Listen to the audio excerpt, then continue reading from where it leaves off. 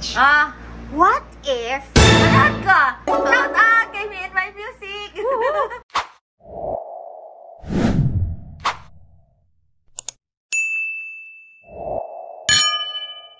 Good morning ka, Ellie. Good morning po sa lahat na nakikinig sa atin ngayong umaga at nanonood sa ating Facebook Live.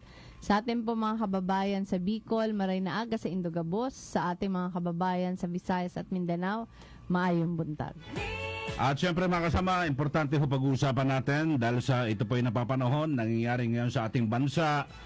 At siguro maganda magbigay ho tayo ng dagdag kaalaman para po sa ating mga kababayan. Ma'am, importante ito, issue ng pagmimina. At mapalad tayo, ka Ellie, kahit linggo na pagbigyan tayo. Yung ating bisita ngayon, ka Ellie, si Dr. Shelo Magno.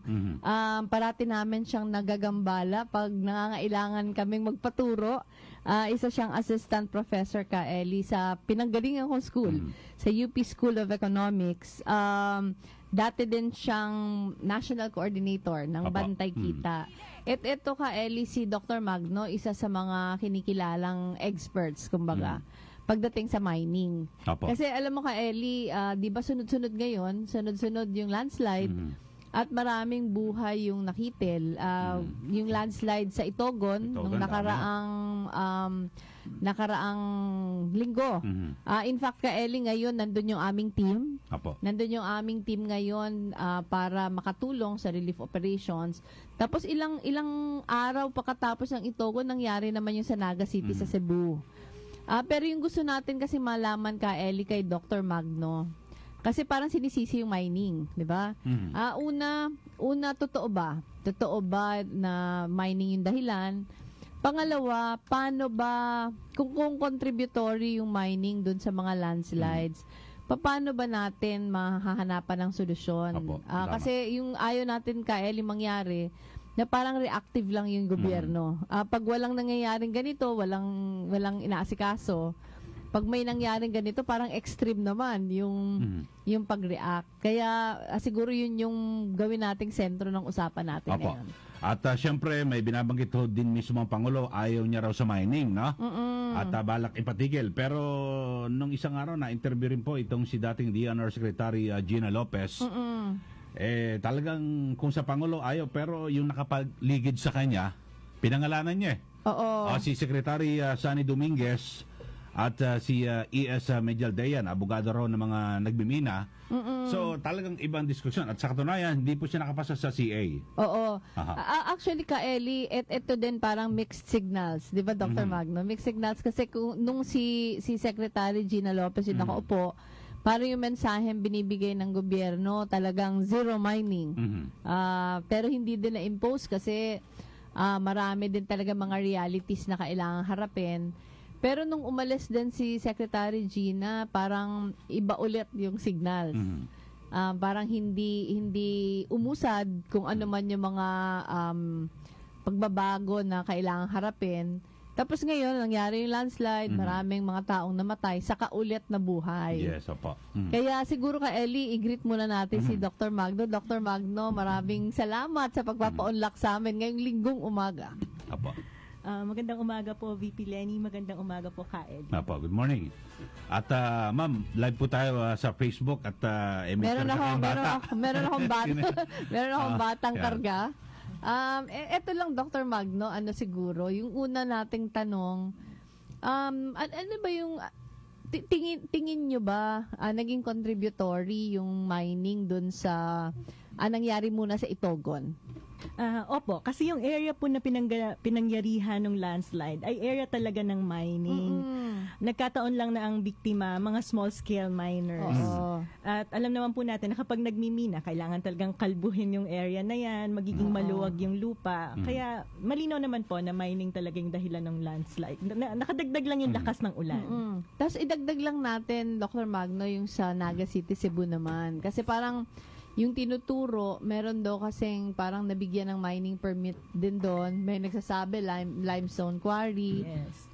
Yung nabigyan ng permit, parang sinabi niya, hindi pa naman siya nagsisimula. Kung alam nyo lang, ma'am, ano ba yung alam natin na probably parang contributory. Ang interesting po kasi doon, it's a quarry site, tapos sumulat po si Mayor sa MGB asking kung risky areas nga ba tong area na to.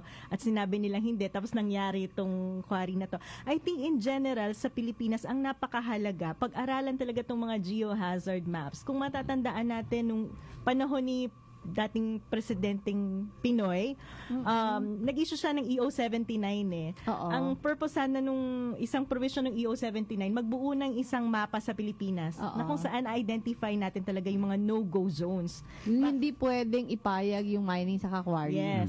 Dahil ito ay naka-earmark na sa mga specific activities, dahil ito ay geohazard area, so dapat talagang sarado sa pagmimina.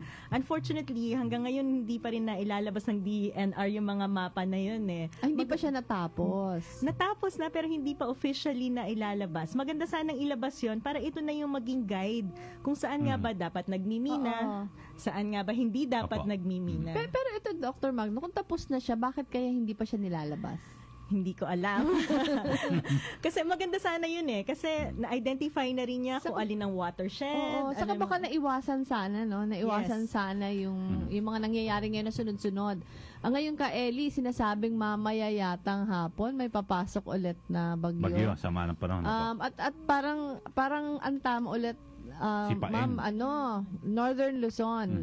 So, yung nakakatakot dito, baka either dun sa dating area o mga karating area, mabiktima ulit. Apo. Pero, ma'am, narinig ko ang paliwanag ng DNR, ng MGB. Ang binabanggit nila, hindi naman ang pagmimina ang dahilan eh. Dahil sa talagang walang tigil yung ulan. Parang binaliktad ng sitwasyon. Parang yung narinig natin sa mga OFW, di ba, may mga na-aksidente ron. Hindi, kung hindi kayo pumunta rito sa Saudi, hindi mangyayari aksidente. Parang ganun, parang nakakasama po ng loob na ang taga-gobyerno at nagsisilbing regulator, sila ang parang ini-absuelto na kagad yung mga nagmimina.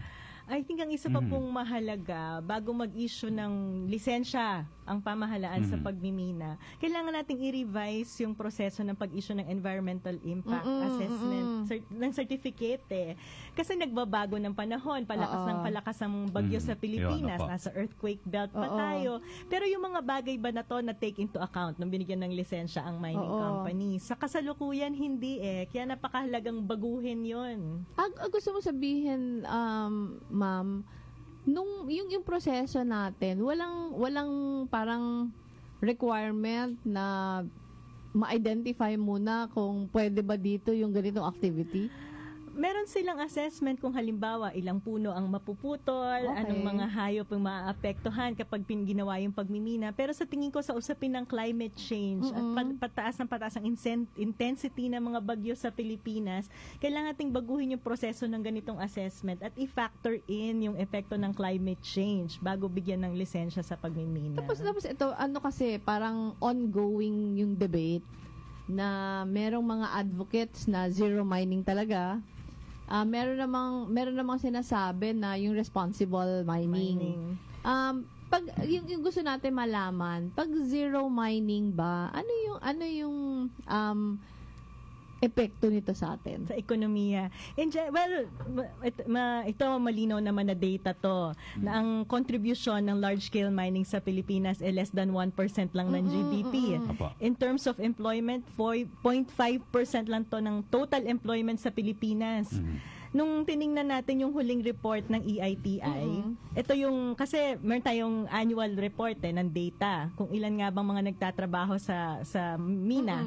Yung huling data, out of 38 companies, 19,000 ang employees nito, both regular and contractual. 19,000 na. At ang total tax payment, minsan may isang congressman na nagtanong sa akin, kapag sinaraba natin ng mina, magkanong pera mawawala sa atin? Sabi ko, mga 6 billion po. Hindi lahat-lahat na. Sabi ko, lahat-lahat na po yun, 6 billion na talaga. Yun na yung tax payments sa national level, local. Ganun? Dahil ang tax rates ba for mining masyadong mababa or yung collection yung may problema? Pareho. Pareho. Una, mababa siya kasi hindi tayo nagko-kolekta ng royalty sa lahat ng mining sites eh. Malaking issue din yan kasi tayo may-ari Pero ng mina.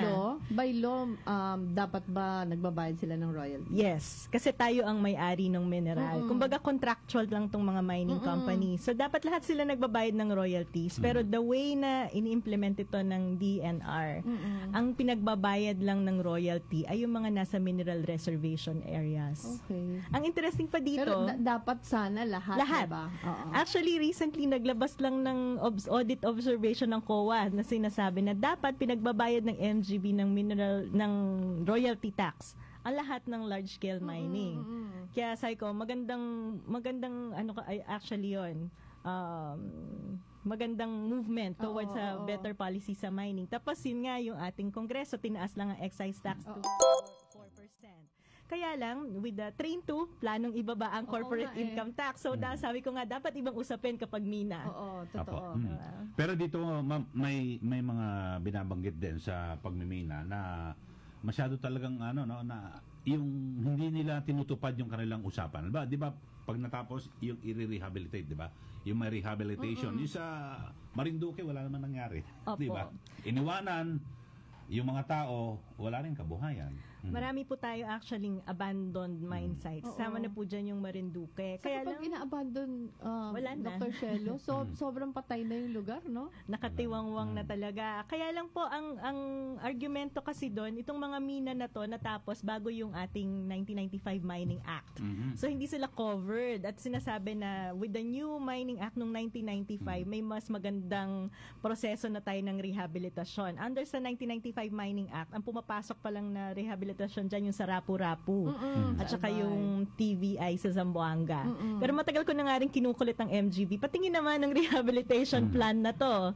Wala pa silang nailalabas. Pero ito kasi parang antagal niya ng debate, 'di ba? Yes. Antagal niya ng debate. Pero ano yung nakakasagabal kung bakit hindi siya nai-implement? Ano ba? Corruption ba? Powerful people? Powerful people behind the mines? Oo. Actually, isang reforma pa rin na tinutulak yan ng mga nasa civil society, yung disclosure ng beneficial ownership. Sino ba talagang nakikinabang sa mga mina na to? Sino ba talagang mga may-ari? Diba? Hindi, gusto mong sabihin, Dr. Shelo, dahil may call for this, masyado bang clothed in secrecy yung yung mga licenses, yung mga documents sa mga mining actually companies? may significant improvement na po dyan. Babalikan ko na naman yung panahon ni Pinoy. Masyado akong nostalgic kasi marami tayong governance improvement na nangyari noon. At bahagi ako ng Extractive Industry Transparency Initiative na sinumulan natin nung panahon ni Pinoy. Dahil dun sa programa na yun, pinagpapatuloy ito ngayon ng Department of Finance. At dahil sa programa na yun, na-disclose lahat ng kontrata ng mining company. So kung gusto niyo pong mahanap ang kontrata, pupunta lang kayo sa website ng EITI. Pwede niyo itong i-download. Okay. Kaya ngayon, alam na natin kung magkano ba talaga yung total na binabayaran ng mga company dahil din sa EITI. Punta tayo sa website, nakikita mo yung tax, magkano ba napupunta sa local government, magkano napupunta sa national. Napakaganda din nga po niyan kasi maraming local government ang against sa pagmimina. Maraming local government ang nag-ban ng mining. At sinasabi naman ng mga companies, ang local government, napakaraming tax na kinokolekta sa kanila. Sa data na yun, nakikita mo na napakaliit lang din talaga. Hindi talaga. Nang napupunta sa LGUs. Parang hindi din sapat sa na nawawala sa kanila, diba? Yes. Kaya maintindihan mo ba't nila gugustuhin ng iban eh. Kasi kapag nag-landslide, nasira. LGU sisisihin. Totoo. Diba? Pero ma'am, yung binibigyan raw na trabaho, kasi yun laging parang 19,000 na jobs. Nako, yung gaganda yung community, magtatayo sila ng eskwelahan, ospital, etc. Parang ganon. Kasama po sa responsibilidad ng mga large-scale mining ang magbigay ng social development assistance sa mga communities. Meron naman po mga mina na nakapagpatayo talaga ng paaralan, ng eskwelahan. meron ding hindi.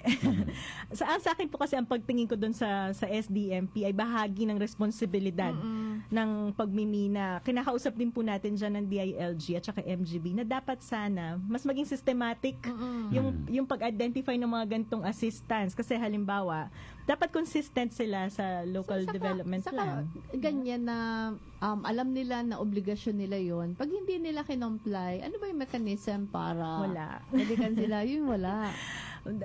Dapat sana may strong monitoring may strong participation din sana ng mga officials sa local level at ng community. Dapat sila nagsusumbong na hindi sinusundan. Kasi halimbawa, napakaganda nga binigyan natin ng halimbawa level 3 na ospital ang isang barangay. Pag natapos ang pagmimina, sino magtutuloy ng hospital na yon? Kaya ba yung i-sustain ng isang barangay? So ang kailangan pag-iisip ay yung sustainable. Ano ba yung economic development na gustong patunguhan ng local government na to? Kasi ang makikita natin, ito yung tinatawag na resource curse. Kung maalala nyo sa lesson natin sa school, maraming bansa ang napakayaman sa mineral resources and yet ang taas ng poverty nila. Parang tayo. No? Kasi hindi natin nagagamit sa tunay na development nagiging dependent sa pagmimina. Pero ito, sorry Dr. Shelo, pero hindi kasi ako masyadong familiar sa lahat na detalye ng Mining Act. Pero ito, hindi ba required na before siya bigyan ng parang license to operate ng LGU, wala ba itong magpe-present muna siya kung ano yung plano niya for the LGU tapos magbibigay siya ng timelines? Ideally, ganun po yun. Ipipresenta nila kung ano yung plano nila, kung ano yung mga environmental programs na ipapursue nila para maiwasan ng mga sakuna, gaano kalaki ang operation, bago sila makakuha ng lisensya sa MGB, kailangan nilang kuhanin yung permit ng LGU at lalo na kung ang area na pinag-ooperatan nila, pag-ooperatan nila ay yung sa indigenous people. Kailangan nilang makuha yung free, prior, and informed consent ng community. Pero marami po akong binabaan na community na marami akong local officials na nakausap na kahit isa sa kanila hindi nila nakita yung mapa ng mining nagugulat na lang Sino yung kausap nun? MGB. Wala bang say yung local government unit kung hindi dapat bigyan? Actually, kapag hindi po binigyan ng resolution ng local government, hindi makaka-operate. Kaya marami pong approved na application pero hindi nakaka-operate. Kasi may mga LGUs na hindi pa nakakapagbigay ng resolution. Kasi ito, Dr. Shelo, naalala ko, hindi ko nasasabihin exact na lugar. May pinuntahan ako sa South. Papunta ako sa isang munisipyo, pero yung karating munisipyo niya, mining site, nakakaawa talaga yung itsura. Brown saka parang dark red. Yung buong town. Walang halaman na makikita. Tapos may ilog siya saka may ilog siya, tapos may dagat. Pati yung ilog sa dagat, yung kulay niya, brown din. Ay, yung sa akin lang, pag naubos niya na yung minerals doon, paano yun mababalik sa dati? Wala na, no? Nakakalungkot nga po pag tiningnan nyo yung sa region ng Caraga kasi dyan napakaraming mining Tinitingnan ko lang kasi recently. Doon nga ako pumunta. Yung mga local government, kasi sabi ko, okay, sa national level, napaka-limited ng impact. Baka naman sa local meron, di ba? So, tinitingnan ko yung revenues nila. May ilan-ilan na first-class municipality. First class na nga, ito batay lang sa income, di ba? Pero yung mga ibang LGU, municipal level na to nananatiling third class, fourth class, fifth class municipality. Pero halimbawa, sabihin natin, ako yung mayor. Ako yung mayor ng isang mining town. Bago akong panalo, nung nanalo ako, may existing ng contract. Mining. Pero pag upo ko, nakita ko na hindi sila nagko-comply. Pwede ko bang harangin? Yes. Actually, dapat po talagang, kung may mga violation ang mina sa batas, pwede pong ipatigil yung kanilang operasyon At yung magpapatigil, yung LGU mismo? Yes. Pwede po yun. Kahit salungat yun sa gusto ng MGB? Yes. Opo. Ma'am, siguro pwedeng marami nagtatanong din at yung tungkol po sa Benguet Corporation, diyan po sa, di ba, matagal na nagsara kasi nagtuturuan at parang lumilitaw na illegal daw yung mga maliliit na nagbimina doon. At siguro hindi naman ligid sa kalaman natin mga listeners, yung may-ari ng Benguet Corporation, mga Romualdez. Hindi, talaga naman. Tsaka ano naman sila, nakalista naman sa PSE. Yes. So ano ho ba talaga rito? Kasi parang lumilitaw kasalanan ng mga kababayan natin na maliliit doon. Sa inyo pong pag-aaral. Yung lisensya po nung area, nasa Benguet Mines pa yan. Apo. Tumigil lang sila ng operasyon. Ang sabi ng company, tumigil sila ng operasyon dahil mababa ang presyo ng ginto ngayon. At gusto pa rin nila sanang i-operate. Ang sabi naman ng mga ibang stakeholders, nakahanda na to dapat for rehabilitation. Kasi tapos na yung patapos na yung lisensya nila at nasa rehabilitation stage na sila. Pero hindi nirehabilitate. Pasingit lang, gaano ko usually katagal ang isang lisensya? Depende. 25 years. 25 years. 25 years. Tapos 5 years atang rehabilitation, di ba? Yes. So, parang late 1990s, tumigil na yung operasyon nila. So matagal dapat, na. Dapat na-rehabilitate na nila. Yes. So, hindi ba na-rehabilitate? Yan. At, so, in effect, private property pa rin po yung area na to. Kontrolado pa rin nila, ibig sabihin. Yes, kasi nasa kanila. security nila, dapat responsibilidad nila yon. Yung mga naghukay ngayon doon, mga small-scale miners, medyo komplikado. So hindi na nila mga Tauhan, pero inaalaw nila. Oo, kasi hindi nila pinaalis 'di ba? Pero ang argument naman kasi ng iba diyan sasabihin nila, hindi naman kami pulis, paano namin sila paalisin? So balik tayo sa local government. Kasalanan ba 'to ng local government kasi hindi nila pinapaalis, sila ang may command sa pulis kung illegal yung activity. Ang binabanggit ko sa MGB nung isang araw, meron kasi sa small scale mining naman, meron tayong tinatawag na Provincial Mining Regulatory Board. Okay. Ang Provincial Mining Regulatory Board may responsibilidad mag-identify ng areas na dapat for small scale miners. Ang assumption nun, kapag in-identify mo siya for small scale miners, safe siya. Okay. Para sa sistema ng small scale mining. Wala pang na-formalize na small-scale mining area sa Benguet. Sa Benguet. So, all over the Philippines, meron na pong 6. Merong 6. Pero alam natin na masyadong expansive yung small-scale mining. Pero 6 lang yung 6 lang. In fact, may mga statement data sa ang MGB na sa buong Pilipinas, 300 to 500,000 ang small-scale miners. Oo. And yet, 6 pa lang yung na-identify nilang areas for... At obligasyon yun ng province. Actually, dati may tug of war pa dyan ng probinsya at ang MGB. Pero nung 2013, nagkaroon ng Supreme Court decision at sinabi na MGB ang may responsibilidad. So itong Provincial Mining Regulatory Board, ang chair niyan, MGB.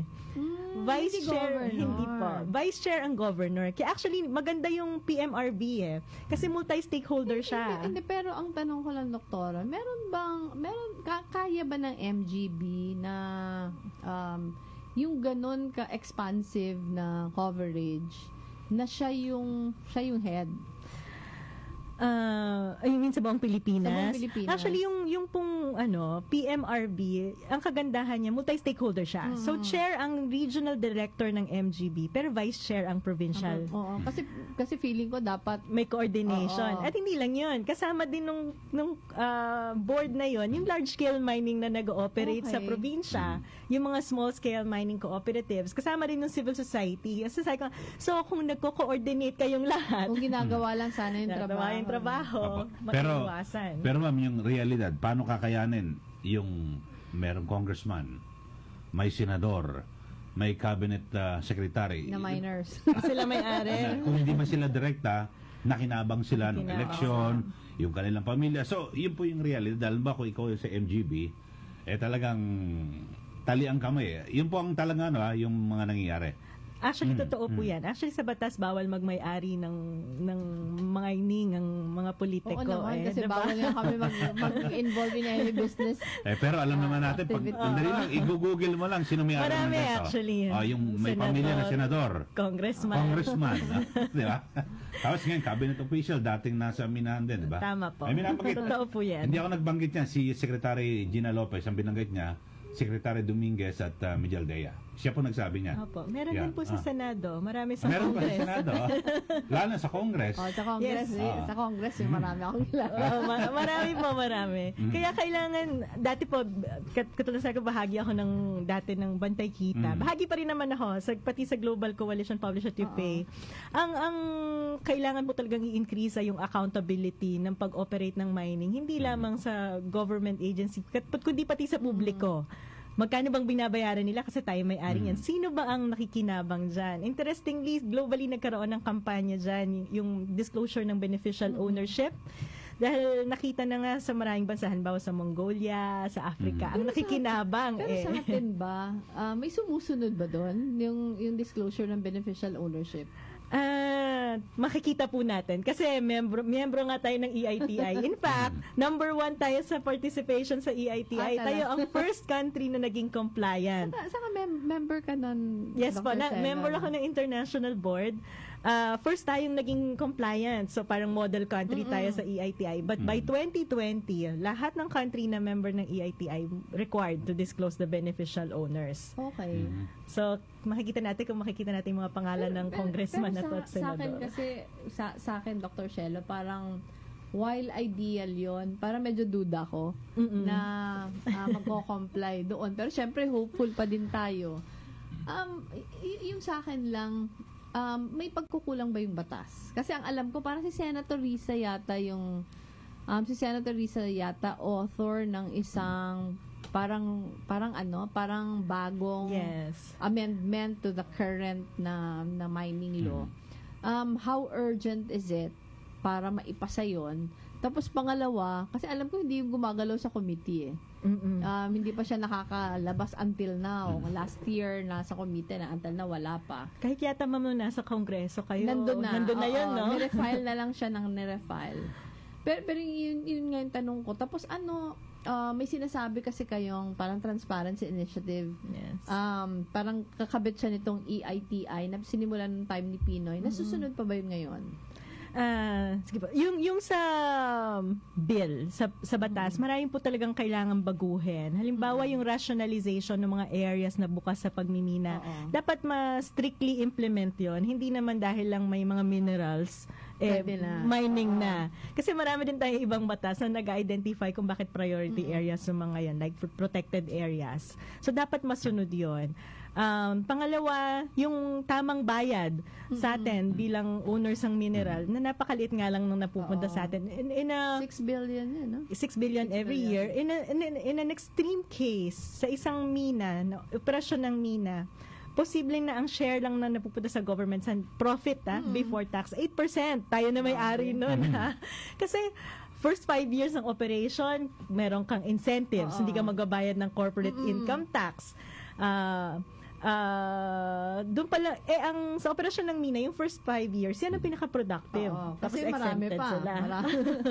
So, ang baba. Ang tanong ko, bakit kailangan bigyan ng exemption yung mining company? Yan nga Yan nga rin yung pinagtataka namin. Kasi pumupunta sila dito dahil nandito yung minerals. Kasi, di ba, kailangan ka magbigay ng incentive para hikayatin yung mga companies na mag-invest sa atin. So, yung sa akin lang, bakit magbibigay ka ng incentives? Tama po yun. Actually, yun yung pinakamalaking tanong at pinupush natin na dapat tanggalin lahat ng incentives na ino-offer sa large-scale mining company. Yung pangatlo pong, isang malaking problema natin, isa tayo sa biggest exporter ng minerals, halimbawa, nickel. Pero ang ine-export natin, lupa. Hindi natin alam kung gaano ba talaga karaming nickel. Yung nickel na yan, pamilya, ma'am, politiko. Yung biggest nickel mine sa Pilipinas. Opo, yun yung makikita nating barko-barkong lumalabas sa Pilipinas na lupa. Lupa talaga. Ganun pala yun. Hindi ko alam yun. Sa lupa na yun, hindi lang naman nickel yung laman nun, may iron din. Hindi tayo nababayaran dun sa mga ibang minerals na yun. Sino ba yung biggest na pinapadalhan natin? China. China. Tapos so, halos yung processing. Yes. Sa ginto at saka sa copper, medyo nahiwalay na yung lupa. Sa nickel, lupa talaga. Dahil wala tayong technology. Wala tayong processing, walang investment. Yung sa nickel po, meron ng kaunting processing, pero hindi pa to sufficient para maging input sa manufacturing sector. So isang issue pa rin po yun. Sapat na po ba sa atin na hukayin yung mga resources natin, dalhin sa China at ibalik dito para sa manufacturing. Ang posisyon ko po doon, kailangan natin talagang pag-aralan ng maayos. Kasi like for example, sa context ng stainless steel, isa na po tayo sa biggest producer ng mga barko. So, sa magnetite mining. Saka driver ng employment. Yes, diba? Yes. So, pwedeng pag-isipan na i-connect na yung mina ng stainless, iron. Yun, ma-maximize natin. Kaso wala pa po tayong masyadong magnetite ngayon. mining. So, ibig sabihin, kung gagawin natin yon, magbubutas tayo ng marami para i-feed yung demand na yon. Yun yung unang tanong. Yung pangalawa, competitive ba yung environment natin doon? Kasi, like for example po, yung presyo ng electricity sa Pilipinas, ang taas. Medyo mataas. Kung ipaprocess natin dito, baka mas mura pang bumili ng stainless sa China kesa dito sa atin.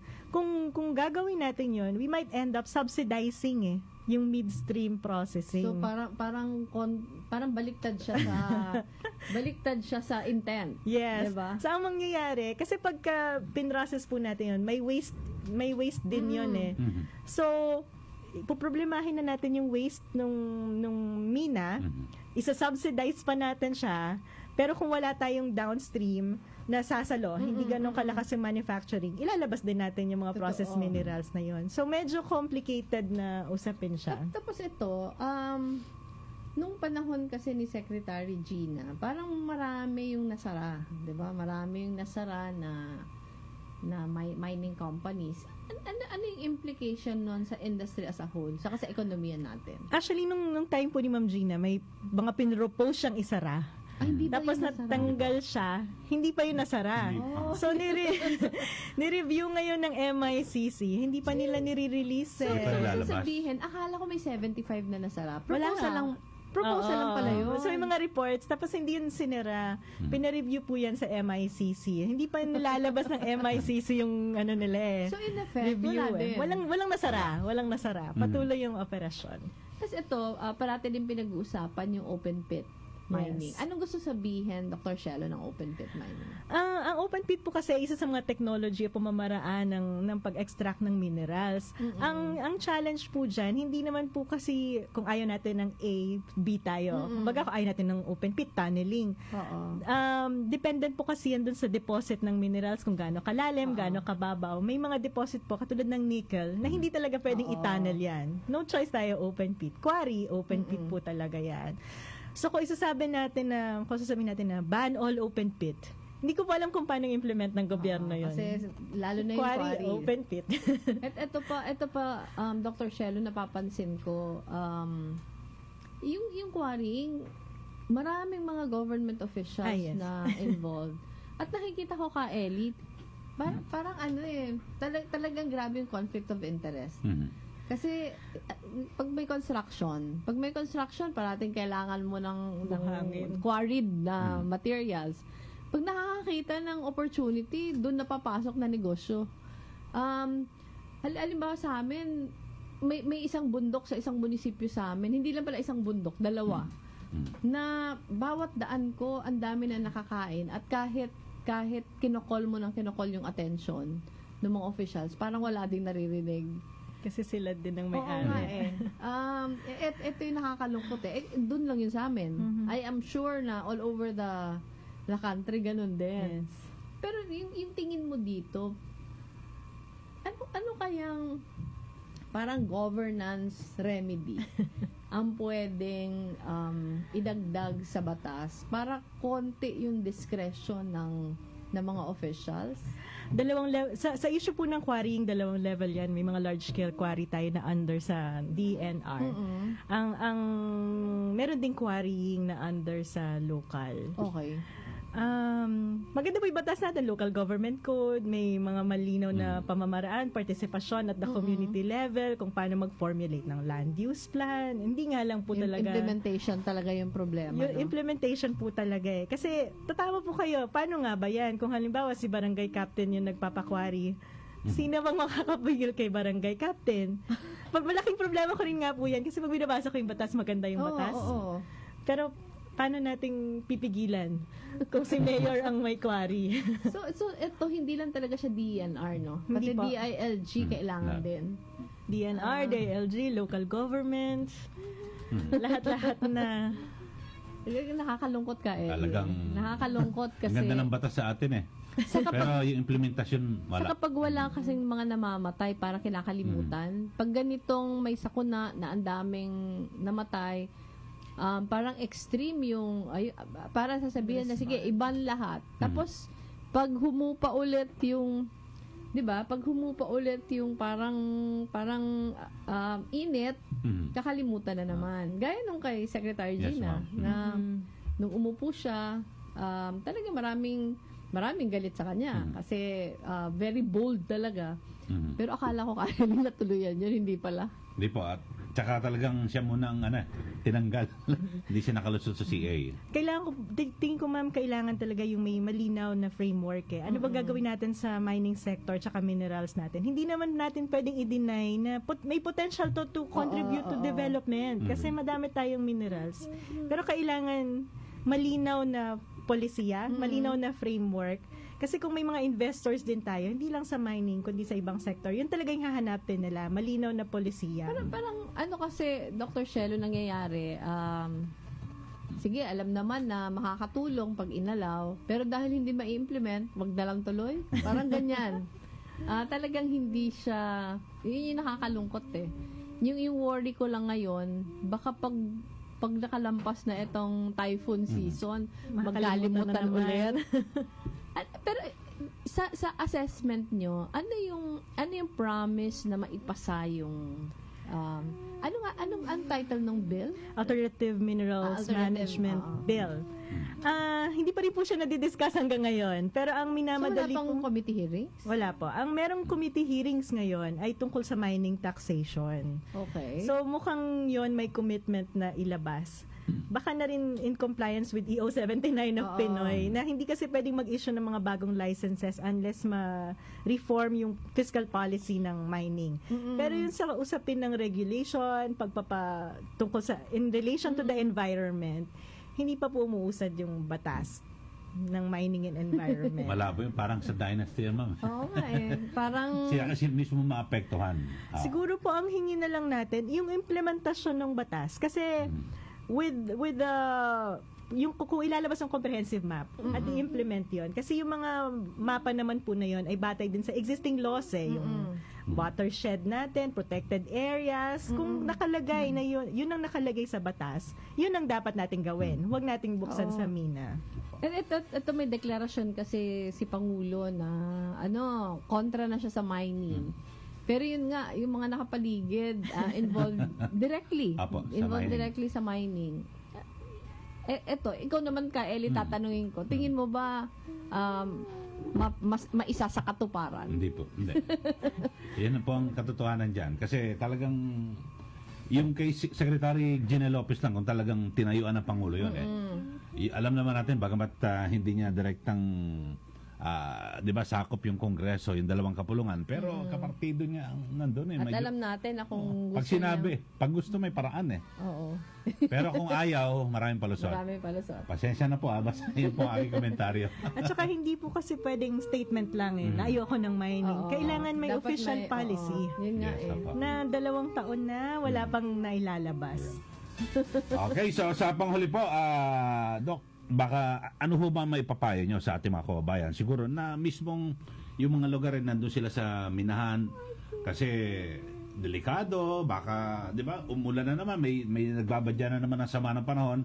Ano po ang dapat nilang gawin? Yung National Disaster Council naman po natin naglalabas ng advisory kung kailangan talagang lumikas. Katulad po nung nangyari sa Itogon. Di ba may advisory po yun eh. So sundin nila yon. Yes, sundin po natin ito. Ang mga local government natin makinig at makikoordinate at kung kailangan talagang lumikas po tayo. Mahirap talaga magpalikas. Liwanag po. So yan naman po yung guesting ni Prof. Doc Shelo Magno kay VP Lenny. Sa kay Ellie, Bidjugapar. Ang sarap lang sariwain, di ba? Hindi ba yung mindset, yung looking forward ka talaga na magkaroon ng ganito kagandang Pilipinas? Libre namang mangarap, di ba? At kayang-kaya namang matupad, di ba? Oo. Pero di ba, what if lang mga kabatang helmet? VP Lenny. Ay, President Lenny, di ba? Tapos? President Lenny and Vice President Shelo Magno. Di ba? Diba? Ang gandang tandem, Bidjugapar. Ekonomista, abogada, o di ba? Diba? Ang galing. At talaga talaga ang Pilipinas. Oo naman. Ay naku mga kabatang helmet, maraming salamat talaga sa lahat ng mga tumangkilik ng video natin about kay Mayor Vico Soto, di ba? At kay Mayor Lenny Robredo. Mayor na. Mayor. Diba? So maganda, ang susunod na level dyan, presidente at vice-presidente. Pero may mga nag-comment, videographer, na bata pa nga daw si Mayor Vico. Opo naman, bata pa naman. Pero sa 2028, hindi pa ba siya eligible? Hindi pa. Kasi dahil dapat sa edad. 40 years old Yes. ang VP. Oo. So sa 2034, pwede na. Pwede na. Pwede na. Pwede na? Pero, malay natin, di ba, videographer? Oo. As senator, Oo. kung tatakbo si Mayor Vico, di ba? Tsaka tingnan mo, videographer, ha? Si Mayor Vico, ang track talaga niya, mapaganda, mapaunlad, umangat ang Pasig. Kasi hindi niya binitawan eh. Di ba? Kasi yung iba dyan, first term pa lang na naging mayor, bumitaw na, tumakbo bilang presidente. Sino yan? Ayun, laglag. Wow! Sino yan? Withdraw, Lenny. Yung nag-withdraw? Withdraw, Lenny, o diba? Maraming nag-withdraw tuloy. Tapos ngayon, marami nag-withdraw sa kanya at lumipat kay VP Lenny. O Wow! tapos ngayon, babalik sa Maynila. O. Eh, di yan yung bumalik. Paano na kayong taga Maynila? Hindi namin, Nawa naman kayong taga Maynila. hindi namin iboboto yan. Iba yung Wow! boto namin, ha? Eh, paano mananalo? Kung manalo siya, May bebenta pa ba? mukhang marami pa rin yata may bibenta. Kasi nga, mga kabatang helmet, di ba? Si Mayor Vico, talagang yung passion niya para tumulong sa taong bayan talaga. Kasi it's not about the position, videographer, eh. Oo It's naman. not about na sa sweldohin. Kasi, Oh. di ba, mag-aim ka ng higher position kasi nakaranas ka na eh. Oo. O, pwede ka na tumakbo as congressman. Oo. Ayan, nag-senador. Oh. Si ano, di ba, si Mr. Isko Moreno, Oh. tumakbo din yung senador, natalo din, nag-olats. Tapos tumakbong presidente. O, Oh. di olats Olats. lalo. Pero di ba, ayun nga, videographer, kasi si Mayor Vico, talagang yung track niya, kasi gusto niyang ituloy kung ano man yung mga proyekto pa niya. Oo. Talagang tatapusin niya yung term, di ba? At kung Mm. pwede pa tumakbo ulit as mayor, push, di ba? Kurap ba siya? Corrupt? Hmm. Wala eh, talagang good governance, transparency, and accountability itong si Ano? Mayor Vico. Pakiulit nga. Good governance, transparency, and accountability din. Ano yung transparency? Transparency! Oh. Oh. Tama bang bigkas mo? Transparency. Gusto mo pa spell ko yun eh, di ba? Anong gusto mo bang accent? Pero yun nga, tanong kung ano yung track ni VP Lenny. Oh. Kasi ang mantra nga ni Mayor Vico, kung ano yung track ni Mayor Jessie Robredo. Eh kasi naman, yun ang nag-practice sa kanya. Yun ang kanyang model. Yes, yun ang model niya. At ayan na nga, mga kabata helmet, comment down below niyo dyan kung payag kayo na what if What if lang naman? President Lenny and President Shelo Magno. Diba? Pwede din. Diba? Hindi naman malabong mangarap, diba? Oo. Hindi naman masamang mangarap. Libre namang mangarap. Kung gustuhan nila ang video ito, kalimutan mag-subscribe at i-click ang notification bell para lagi kayo updated sa naman in-upload po namin video cover.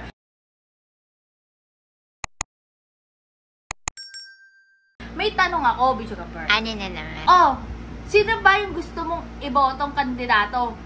Yung marami ng pinatay? Yung pumapatay? Yun ba ang gusto mo? Kasi, yun ang gusto mo, yun yung iboboto mo. Oo. Diba? Kasi dapat nandun yung criteria eh. Oo. May pinatay na ba yan? May pinatay ba? Pag wala, ay, hindi ko boboto yan. May ninakaw ba? O, ayan pa isa, di ba? Oo. May kinupit. May ninakaw ba? May kinupit. Pag wala, ay, yan, hindi ko yan. May binenta ba? Yan pa isa, di ba? May binulsa ba? Di ba? Oo. May confidence bang hiningi yan? Meron.